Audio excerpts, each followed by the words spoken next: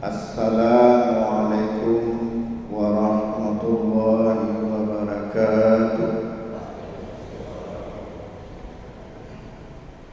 Innal hamdalillah nahmaduhu wa nasta'inuhu wa nastaghfiruh wa na'udzu billahi min syururi anfusina wa min sayyiati a'malina. May yahdihillahu fala mudilla lahu wa may yudlil fala hadiya lahu. Allahumma shalli wa sallim wa barik ala Muhammad wa ala alihi wa ashabihi ajma'in. Hamba Allah, jamaah Masjid Taqwa Muhammadiyah Banda Aceh yang dimuliakan oleh Allah. Pada pagi ini Allah mempertemukan kita kembali di masjid yang kita cintai ini. Kita akan membahas tentang cinta atau sayang dan benci karena Allah. Ya. Jadi ketika Bapak Asukin minta judul, bingung juga saya apa. Ya, akhirnya saya bilang aja lah, sayang dan benci karena Allah. Ya. Sebelum kita bahas lebih jauh, yang pertama kita ingin mengungkapkan apa sebenarnya sayang itu dan benci itu. Hamba Allah, sampai sekarang tidak ada ahli bahasa yang bisa menggambarkan, mendefinisikan secara tepat apa itu sayang dan benci. Tidak ada. Kenapa? Karena itu perasaan yang tidak bisa dijelaskan. Bagaimana kita katakan seseorang sayang sama kita? Karena dia senyum. Banyak orang senyum tapi benci. Terus apa itu benci? Karena dia cemburut. Banyak orang cemburut, sebenarnya dia sayang. Ya, tapi sudahlah. Yang penting walaupun susah kita definisikan, kita bisa merasakan sayang dan benci itu. Jadi sebenarnya sayang dan benci itu lebih bisa kita rasakan daripada kita definisikan. Ya. Sayang ini sebenarnya sifat Allah. Ya, sayang itu sifat Allah. Kalau benci bukan sifat Allah. Allah mempunyai sifat Ar-Rahman Ar-Rahim. Ya kan? Bismillahirrahmanirrahim. Salah satu Asmaul Husna adalah Ar-Rahman Ar-Rahim. Ya, jadi sayang itu sifat Allah. Ya. Tetapi sifat Allah itu juga dimiliki oleh manusia. Ya, sehingga manusia juga punya sifat kasih sayang. Tapi dalam tauhid Asmaul Husna, dalam tauhid asma wa sifat, kita tidak boleh menyamakan sifat Allah dengan sifat makhluknya. Ya, contoh misalnya kita bilang kasih sayang Allah itu seperti kasih sayang suami kepada istrinya. Syirik kita. Syirik dalam tauhid asma wa sifat. Di mana letak syiriknya? Kita menyamakan kasih sayang Allah dengan kasih sayang makhluknya. Kita itulah syirik itu. Syirik dalam tauhid asma wa sifat. Karena Allah berfirman, laisa kamitslihi syai'un, tidak ada sesuatu pun yang serupa dengan Allah. Allah mempunyai kasih sayang. Manusia juga punya kasih sayang, tapi tidak boleh kita samakan. Dan sebenarnya kasih sayang Allah itu kepada hamba-hambanya sangat maha. Maka dikatakan maha pengasih lagi maha penyayang. Dan orang-orang yang beriman, Allah menyebutkan dalam surah Al-Baqarah ayat 165, walladzina amanu asyaddu hubban lillah. Orang-orang yang beriman amat besar cintanya kepada Allah. Ya, itu. Apa bukti Allah sangat sayang kepada kita? Tapi anehnya ada sebagian hamba Allah yang menganggap seolah-olah Allah benci kepada dia. Ini sangat fatal malah. Dan dilarang dalam agama. Kita tidak boleh berburuk sangka kepada Allah. Apa bukti Allah sayang sama kita? Contoh kecil ya. Kalau kita berbuat salah kepada manusia, kita minta maaf, dimaafkan enggak? Dimaafkan. Maaf ya, dimaafkan sekali. Tapi kita buat lagi. Maaf kalau begalong, ya saya maafkan. Buat lagi. Minta maaf lagi yang ketiga. Maaf ya. Apa kita bilang? Tu maaf dia boleh. Aku tak ada. Tapi Allah enggak. Walaupun beribu-ribu, berjuta-juta kali kita minta berbuat salah dan selalu mohon ampun kepada Allah, Allah enggak bosan menerima kemaafan kita. Asalkan kita mau minta maaf kepada Allah sebelum nyawa sampai di tenggorokan. Dalam hal ini Rasulullah SAW bersabda, Innallaha yaqbalu taubatal 'abdi ma lam yugharrir. Sesungguhnya Allah akan tetap menerima tobat seorang hambanya sebelum nyawanya sampai di tenggorokan. Terus Rasulullah minta maaf, dimaafkan.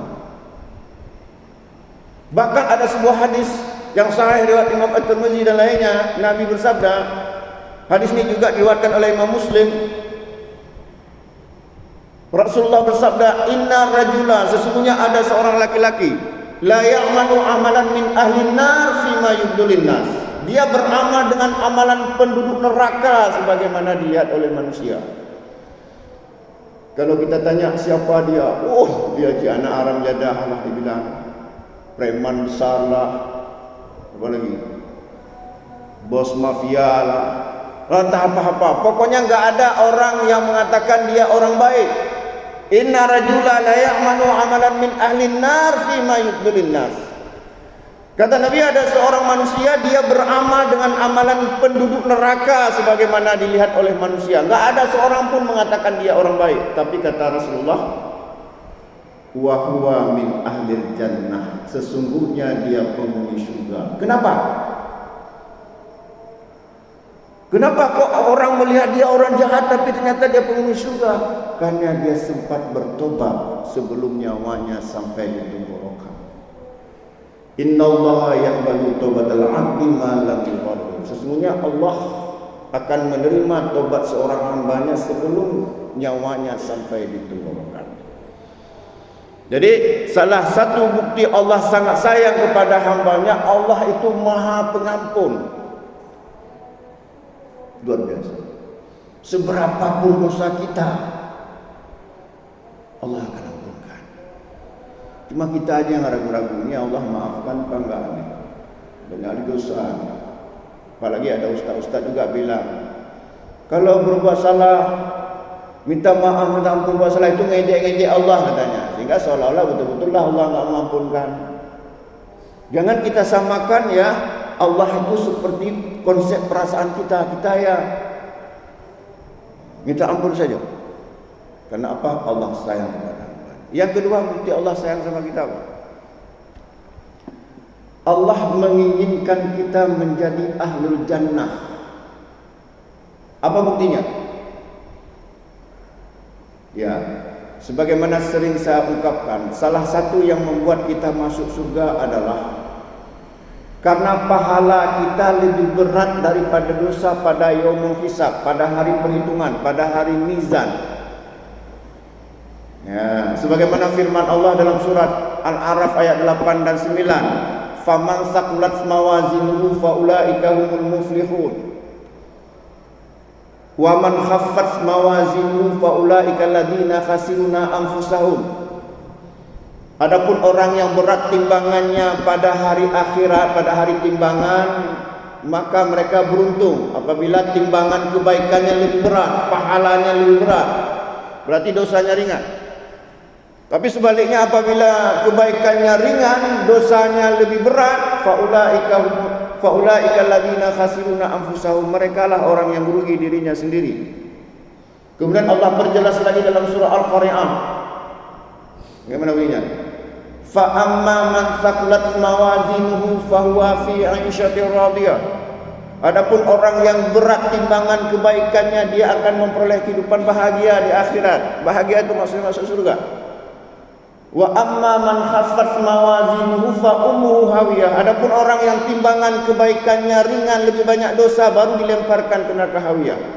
Nah, sekarang apa buktinya? Allah, karena kasih sayang Allah, Allah ingin kita masuk surga. Saya sebutkan satu hadis qudsi. Ya, hadis qudsi, hadis ini diriwayatkan oleh Imam Muslim. Qala Allah Ta'ala, Allah berfirman, qala Rasulullah sallallahu alaihi wasallam, Rasulullah sallallahu alaihi wasallam bersabda, qala Allah Ta'ala, Allah berfirman. Allah berfirman kepada malaikat pencatat. Siapa namanya? Raqibun Atidun. Ya. Kata Allah kepada malaikat ini, "Idza arada 'abdi an ya'mala sayyi'atan fala taktubuha hatta ya'mala." Ya. Apabila hambaku berniat berbuat jahat, jangan kamu catat dulu hingga dia mengamalkannya. Faida amilaha, apabila mengamalkannya, artinya niat jahat diwujudkan dalam bentuk perbuatan, faktubuha lahu faktubuha bimisliha, maka catatlah satu dosa seperti perbuatan jahat itu. Ya, jadi kalau berniat jahat sudah dicatat belum oleh malaikat? Menurut hadis ini belum. Baru dicatat apabila kita wujudkan dalam bentuk perbuatan. Faida taraka min ajli, tetapi jika hambaku tidak jadi melakukan kejahatan, berniat jahat tapi tidak jadi mewujudkannya dalam bentuk perbuatan karena takut kepada Allah, faktubuha hasanatan, faktubuha lahu hasanatan, maka catatlah satu pahala. Ya, coba. Berniat jahat tidak catat, baru catat apabila mengerjakannya. Nah, kita lihat lanjutan hadis ini. Kemudian Allah berfirman lagi, wa idza arada 'abdi an ya'mala hasanatan, jika hambaku berniat berbuat baik, faktubuha lahu hasanatan, maka catatlah satu pahala. Berniat baik. Kalau berniat jahat, tidak. Berniat baik, catat satu pahala. Faida amilaha, apabila niat baik tersebut diwujudkan dalam bentuk perbuatan, faktubuha bi asri ila sab'i mi'ah, maka catatlah 10 hingga 700 kali lipat. Nah, jawab Anda. Sehingga waktu di mizan kita tetap lebih banyak pahala. Apa tandanya itu? Bukankah karena Allah sayang sama kita agar kita menjadi ahlul jannah? Kenapa kita harus jadi ahlul jannah? Kenapa? Kira-kira? Ya. Karena memang manusia itu kampungnya surga. Manusia itu memang penduduk surga. Manusia itu ahlul jannah. Apa buktinya? Siapa nenek moyang kita? Siapa bapak kita yang pertama? Adam. Siapa ibu kita yang pertama? Hawa. Di mana disuruh tinggal oleh Allah ketika diciptakan? Di surga. Kampung kita surga. Rumah Tuhan kita, rumah Tuhan istilahnya, itu surga. Terus ngapain kita di dunia ini? Akan ada masalah, terusir. Jadi suatu saat kita akan kembali ke kampung kita. Mana kampung kita? Surga. Terus kalau ada yang masuk neraka, itu salah alamat, salah Google Map-nya, salah petanya. Jadi kalau ada di antara kita yang tidak sampai ke surga, tidak bisa pulang kampung, berarti kita salah alamat. Nah, itu hamba Allah, ya, tentang bahwasanya kasih sayang itu adalah sifat Allah yang utama.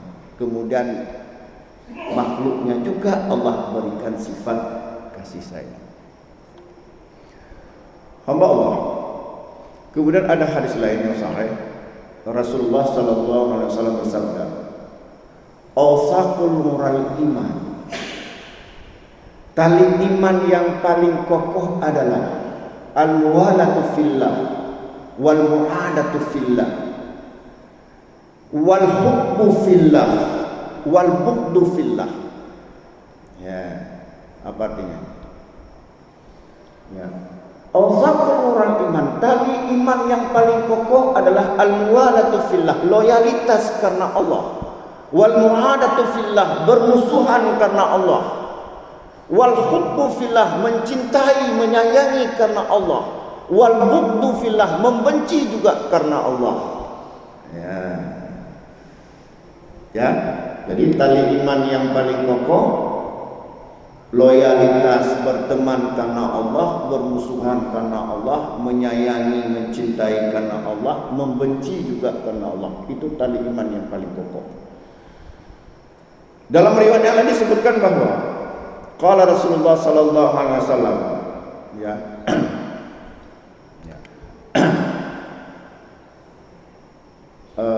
Rasulullah sallallahu alaihi wasallam bersabda dalam riwayat yang lain, ya, man ahabba lillah, barang siapa yang mencintai karena Allah, wal abghada lillah, dan membenci karena Allah, wa a'ta lillah, memberi sesuatu karena Allah, wa mana'a lillah, dan tidak memberi sesuatu, menolak sesuatu karena Allah, faqad istakmala al-imana, maka sungguh itu kesempurnaan iman bagi dirinya. Jadi mencintai karena Allah, membenci karena Allah pada hadis pertama disebutkan itu adalah tali iman yang paling kokoh. Kalau hadis ini dikatakan kesempurnaan iman. Hadis yang ketiga dalam masalah ini, ada satu hadis dari Anas bin Malik. Hadis diriwayatkan oleh Imam Bukhari dan Imam Muslim, mungkin kita hafal semuanya. Kata Rasulullah, salasun man kunna fihi wajada halawatal iman. Ada 3 hal, jika 3 hal tersebut terdapat pada diri seseorang, dia akan merasakan manisnya iman, manihnya iman, kata orang Padang. Jadi iman itu manis, kayak mana manis? Kata Nabi, salasun, ada 3 hal, ada 3 hal yang apabila 3 hal itu ada pada diri seseorang, salasun man kunna fihi wajada halawatal iman. Jika 3 hal tersebut ada pada diri seseorang, dia akan mendapat manisnya iman. Yang pertama, ayyakunallah wa rasuluhu ahabba ilaihi mimma siwahuma. Yang pertama adalah, ya, agar kita mendapatkan manisnya iman, ayyakunallah wa rasuluhu ahabba ilaihi mimma siwahuma. Hendaklah Allah dan Rasulnya lebih ia cintai dari apapun di dunia ini. Nah, itu dia.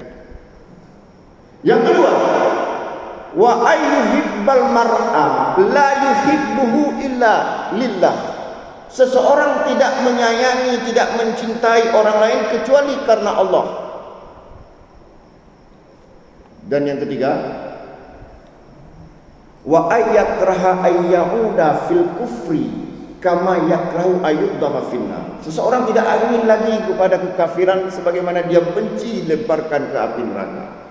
Nah, dari 3 hal yang kata Nabi, jika ada pada diri seseorang akan mendapat manisnya iman, di antaranya adalah wa ayyuhibbal mar'a la yuhibbuhu illa lillah. Seseorang menyayangi orang lain, tidak menyayangi kecuali karena Allah.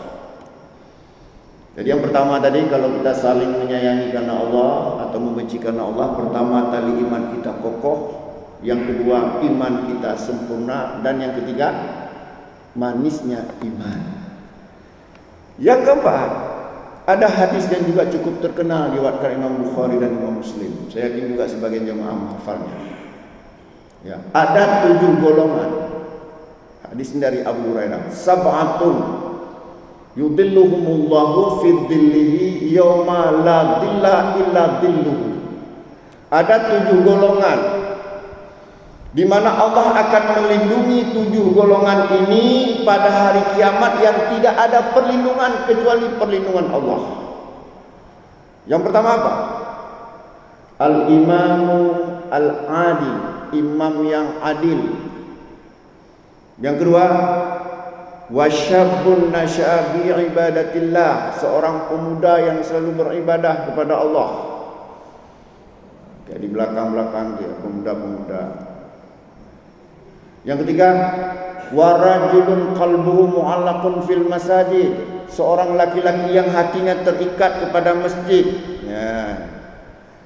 Dan yang ketiga, yang keempat, warajulani tahabba fillah, ya, tafarraqa alaihi ijtama'a alaihi wa tafarraqa alaihi. 2 orang laki-laki saling mencintai, saling menyayangi, bertemu karena Allah, berpisah karena Allah, dan seterusnya. Jadi jika kita menyayangi karena Allah, yang keempat, Allah akan melindungi kita di akhirat. Ya, nah sekarang yang terakhir mungkin yang akan kita bahas, bagaimana kita menyayangi dan membenci karena Allah. Bagaimana kita menyayangi dan membenci karena Allah? Ini kadang-kadang kita enggak, orang yang dibenci oleh Allah kita sayang, orang yang disayang oleh Allah kita benci, hanya gara-gara masalah pribadi, masalah dunia.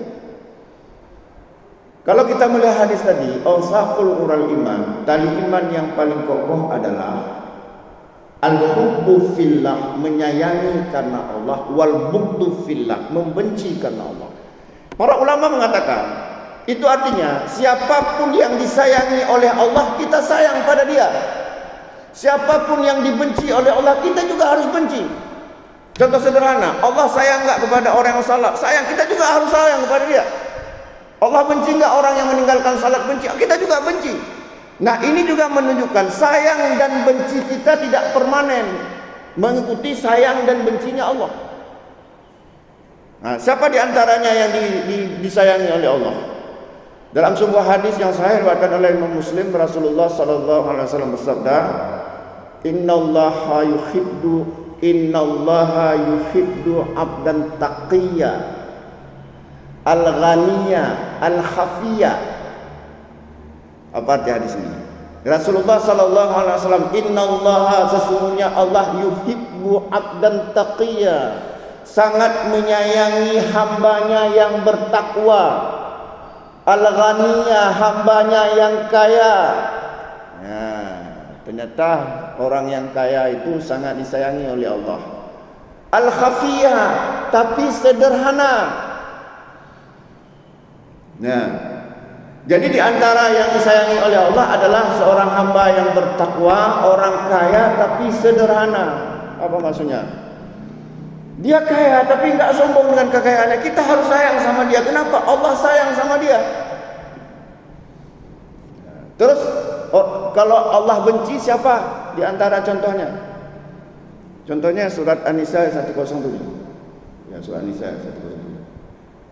Innallaha la yuhibbu man kana hawanan athiman. Sesungguhnya Allah tidak menyukai bahkan benci. Innallaha la yuhibbu man kana hawanan athima. Sesungguhnya Allah tidak menyukai seorang hamba yang berkhianat, lagi suka berbuat dosa. Nah, oleh karena jika ada orang berkhianat, kita harus benci. Alasannya kenapa kita harus benci sama dia? Karena Allah benci. Hari ini dia berkhianat, hari ini kita benci. Besoknya dia bertobat enggak khianat lagi, kita sayang balik sama dia. Maka sayang kita dan benci kita tidak permanen. Jika ada yang permanen, ada sayangnya permanen, bencinya permanen, berarti dia ada sesuatu di hatinya tidak beres. Dia mempunyai penyakit hati. Jelas-jelas Allah membenci orang kafir, tapi berani dia bilang itu saya sayang itu udah kayak saudara. Misalnya si Alexander Topan itu udah kayak, walaupun dia agama dia udah kayak saudara, saya sangat menyayangi dia. Ini rusak akidahnya, bab wala dan bara. Kita tidak boleh menyayangi musuh Allah, tapi juga kita bukan bermusuhan. Muhammadur Rasulullah walladzina ma'ahu asyiddau 'alal kuffar ruhama bainahum. Muhammad Rasulullah dan orang-orang yang bersamanya kita ini asyiddau 'alal kuffar, tegas terhadap orang kafir, ruhama bainahum, baru berkasih sayang dengan samanya. Kita enggak, kadang-kadang datang orang barat, ya, perempuan lagi pakai baju ya can see, oh ayo Mrs. I'm glad to see you. Can you tell me what is your name please? Tak apa-apa kita bilang. Dah. Tapi begitu jumpa orang yang berjubah, yang oh itu sudah datang teroris itu. Kita bilang teroris. Langsung timbul benci kita sama dia. Ini rusak akidahnya. Bab wala dan bara akidahnya rusak. Jadi intinya kalau kita ingin tadi apa? Tali iman kita kuat. Kemudian iman kita sempurna. Kemudian jika ingin iman kita mania, yang terakhir apa? Jika dilindungi oleh Allah, maka cintailah orang yang dicintai oleh Allah, bencilah orang yang dibenci oleh Allah. Yang terakhir saya sebutkan satu hadis dari Jabir bin Abdullah. Qala Rasulullah sallallahu alaihi wasallam, la yarhamullah ma la yarhamun nas. Allah tidak sayang kepada hambanya yang hambanya itu tidak sayang kepada manusia. Ya. Allah tidak sayang kepada hambanya yang tidak sayang kepada manusia. Ya. Nabi juga menyebutkan, ya, malam yarham saghirana wala arafa haqqa kabirana falaysa minni. Barang siapa yang tidak menyayangi anak kecil, orang yang kecil di bawah kita, dan tidak menghormati haknya orang-orang yang lebih besar pada kita, falaysa minna, bukan golonganku. Ya, ini saja kira-kira pembahasan hari ini. Kita jangan panjang-panjang karena ada kegiatan lain. Seperti saya entar lagi mau main bulu tangkis, tapi enggak ada, saya lihat kawan saya yang main bulu tangkis ini. Ya. Ada pertanyaan? Ya. Tidak ada. Kalau tidak ada, sampai di sini saja. Aqulu biqouli hadza fastaghfiruhu innahu ghafurur rahim. Wassalamualaikum warahmatullahi wabarakatuh.